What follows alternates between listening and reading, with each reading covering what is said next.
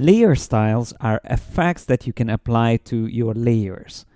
You can access them by double-clicking on a layer or going down to the bottom of the Layers panel and clicking on the FX icon, from which you get a list, and you can choose whichever effect you would like to apply. So let's say we would like to apply a drop shadow for one of these images. So once I click on that, that will bring us to the Layer Style dialog box, which is really big. So I always prefer to move this to the side so I can see what's happening in the background. When you select the drop shadow option, you will get all the attributes and the properties of this effect. But instead of changing the values here, you can also just click and drag the shadow around in the actual document window. So you can adjust the angle and the distance by doing that. And then you can decrease the opacity to make it more intense or make it less strong on the image. And then you can also use the size. If you reduce the size, then you get a very sharp edge for the shadow. If you increase it, you can blur the shadow out. So that's how you use the drop shadow in a nutshell. But then you can also add other effects. Let's say stroke. Now, whenever you add multiple effects, make sure you don't just simply tick that box there, but also click on the word, because that way you get the options as well. So here, for example, with stroke, we can change the color of the stroke. I'm going to use white, and let's change the position to inside. And then we can also change the size so it's not so thick, something like that. Once you are ready with setting up your effects, you can click OK. And you will notice the effects will be there in the Layers panel, and you can turn them off or back on, or you can also turn them off individually, and you can double click on any of these effects to go back and make changes to them. So they are completely editable at any time. An interesting feature which was introduced in Photoshop CC is that some of the effects can actually be duplicated. So for example, we can have multiple strokes on the same image.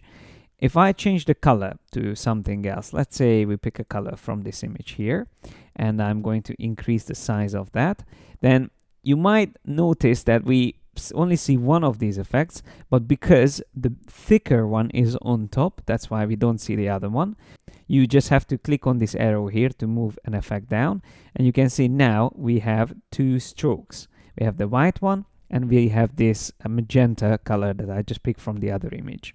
Wherever you see a plus sign, that means those effects can be duplicated, so you can use multiple versions of them on the same layer. Don't look for this in previous versions. This is again only available in Photoshop CC. Now, if I go back to my layers, so I just click OK, then I can copy this effect from one layer to another by Alt click and dragging the FX icon. If I do that, all the effects will be copied.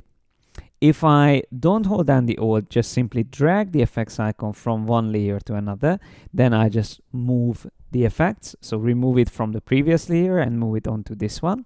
And you can also separately move effects between layers. Like this drop shadow, I can just drag and put it onto the other layer there. If you go to the window menu and open styles, that is the panel where you can save your settings. So I have this image selected and I click on new style. I can call this whatever I want, double stroke and shadow, for example. And you see we have an option here, add to my current library as well, which is only in Creative Cloud version of Photoshop. But if I click OK, it's not only saved in the Layer Styles panel, but also in the Libraries panel.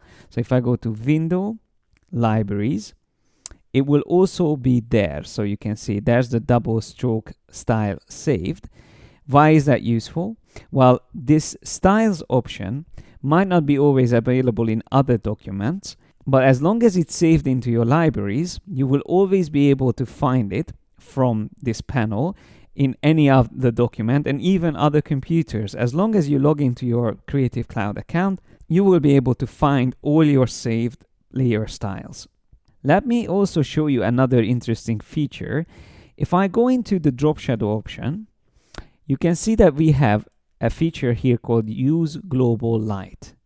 Now, when I start changing the angle of my shadows, it not only changes on the currently selected layer, but it changes on all the layers that uses drop shadow, or any effects that would have an angle feature.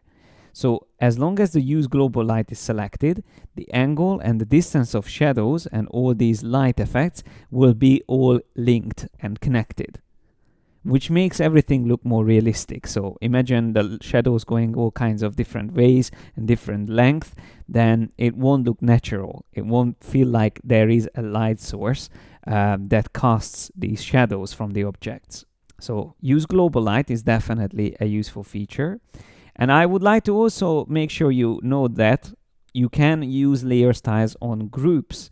So if I select these 3 layers and go to layer group layers, or Command G, which puts them all into a group, then instead of having the effects on the individual layers, we can drag the effects onto the group itself, and then I can right click on these other layers within the layer group and clear the layer styles, because we don't need to have them twice.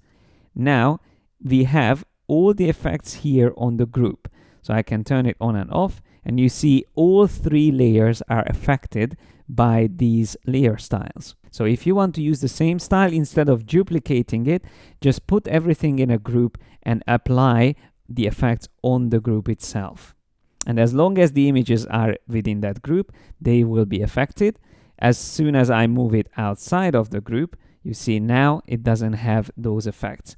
But once I put it back, again, it will receive the layer style from the layer group. And that's all you really need to know about layer styles in Photoshop. So in the next video, I'm still talking about layers, but we will cover another very interesting feature called blend modes.